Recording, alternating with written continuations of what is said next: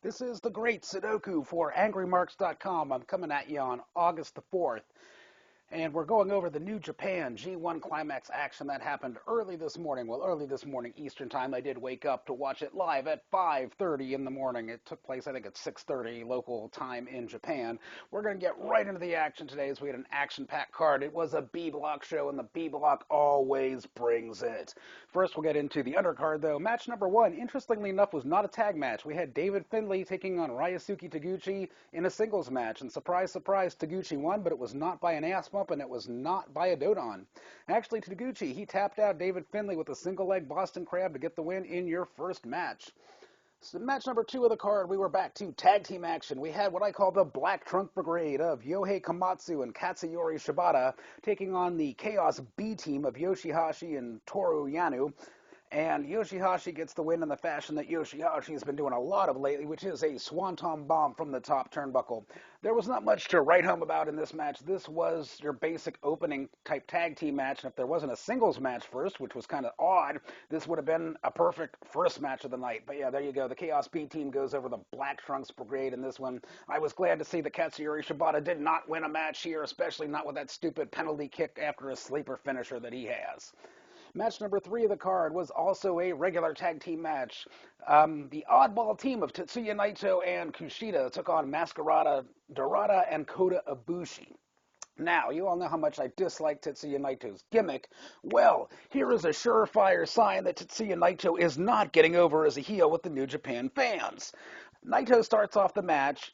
He tells Kushida that he wants to start off the match. Naito gets into the ring. The fans start chanting, Naito, Naito, Naito, when he's in there against Ibushi. They are not buying him as a heel. They are cheering him. Later in the match, he would, push the referee down not once but twice, and the fans would boo him. They're going back and forth. They don't know what to think of Naito. They are cheering his athletic prowess. They're cheering the wrestler that he is, but they are booing the gimmick you give him. It is really stupid, but thankfully, in a tag match, he wasn't Skull in a suit, and he didn't take 17 years to undress this time. But, yeah, the match win would come when, surprise, surprise, surprise, Kushida wins with a hammerlock. He reversed Mascara Dorada's Dorada driver into a hammerlock. Didn't even have to roll Dorada back into the center of the ring. Dorada tapped out in like 3 seconds to this hammerlock. So the team of Naito and Kushida wins. Also of note in this match, we did have Kota Ibushi, and Kota Ibushi does add another notch to his belt of Botchamania Eclipse G1 Climax Edition. Ibushi went for his slingshot moonsault again. He was supposed to miss this one, and he did miss it. Unfortunately, he was supposed to roll gracefully a few times, but boy, he just splatted hard and wiped out during his roll. So another botch for Kota Ibushi. After the match, Naito decides he wants to be a heel because New Japan is really shoving this down the throats of the New Japan fans. And hey, if they're cheering Naito, they may need it shoved down their throats. But anyway, after the match, Naito attacks ring attendant Jay White, and he tried putting his hat on Kushida, but the hat fell off of Kushida. Ibushi, however, is not amused by Naito's antics, and he just decks Naito with a series of forearms and kicks at the ends that leaves Naito kind of lifeless and hanging against the guardrail. So it was good to see Kota Ibushi not putting up with Naito's post-match antics. It was good to see that. And again, Kushida gets the win by hammerlock in this match. Last match of the undercard was actually an 8-man tag team match. First team consisted of Hiroshi Tanahashi, Hiroyoshi Tenzan, Captain New Japan, and Togi Makabe. They took on Bullet Club, AJ Styles, Doc Gallows, Bad Luck Fale, and Tama Tonga. And hashtag BizCliz gets the hashtag pinfall in this match. Tama Tonga beats Captain New Japan after he nails him with a head shrinker. 1, 2, 3. Not much else to write home about. In this match, Bullet Club goes over. We're going to get right into the G1 official action here. Your B block first match of the night. We had Michael Elgin taking on Yujiro Takahashi.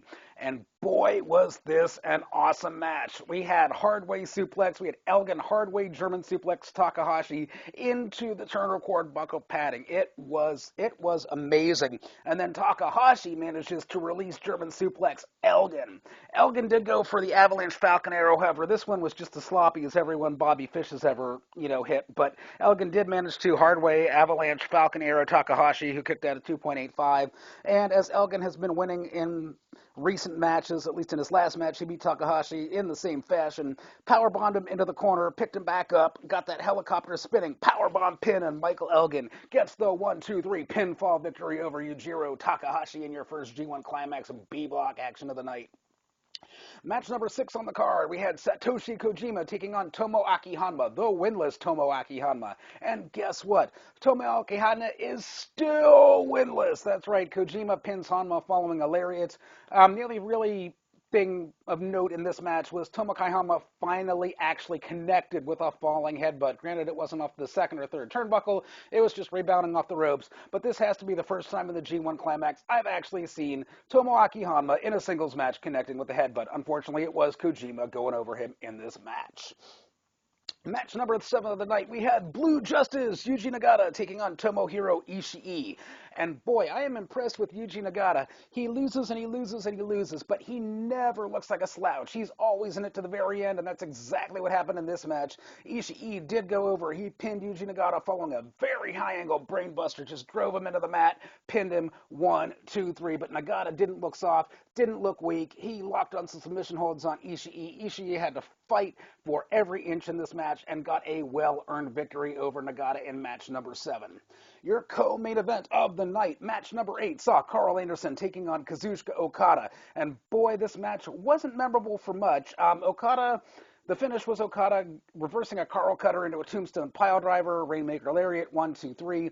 The only really memorable spot of this match, other than the finish, came from Carl Anderson, where he just destroyed Okada at the beginning of the match. He gave him a Carl Cutter over the top rope. Okada was on the apron. Anderson was in the ring. He gives him the Carl Cutter right over the ropes. Bam! Okada falls to the outside of the ring, gets back up on the turnbuckle. Anderson runs to the ropes, kicks Okada in the head, sends him back flying into the ring post. It's like, oh, ow, right into the guardrail. And then Anderson heads outside of the ring, picks Okada up, and power bombs him into the ring apron. And Okada barely made it back into the ring at the count of 18. That's what stood out more in my mind, was that spot that Anderson just destroyed Okada with. But it was Okada going over Anderson with the Rainmaker in match number 8. Your main event of the night was a rematch of what happened at Dominion for the IWGP Intercontinental Championship. We had Haruki Goto, the current champion, taking on the former champion in Shinsuke Nakamura. And boy, this match had a different finish to it, as Nakamura ended up tapping out Goto with a cross armbar at the end. But it wasn't for a lack of trying the Bomb-IA. Nakamura did nail Goto with an axe kick and followed that up with a Bomb-IA, but Goto kicked out at 2.9. And Goto wasn't laying down either. Not only did he nail an Ushitoroshi on Shinsuke Nakamura, but he nailed an avalanche Ushitoroshi on Nakamura, who kicked out at 2.9. Again, Shinsuke Nakamura looked good. He did look human. He didn't show too many signs of injury. It didn't look like he was favoring anything. He seemed a little slower than normal, but still as hard-hitting as ever. Still the king of strong style. And in your main event, Shinsuke Nakamura taps out Haruki Goto with a cross armbar. Hey, if you got any comments, any feedback for me on my NJPWG1 Climax recaps, you can get at me on Twitter at Great Sudoku. And if you're up at 5:30 in the morning watching on New Japan World, it is great fun to live tweet with me and with all the rest of the crazy New Japan fans that are on Twitter and tweeting as the action is happening live. So get at me on Twitter, either live or after the fact. This has been the Great Sudoku for AngryMarks.com with your August 4th recap of the G1 Climax.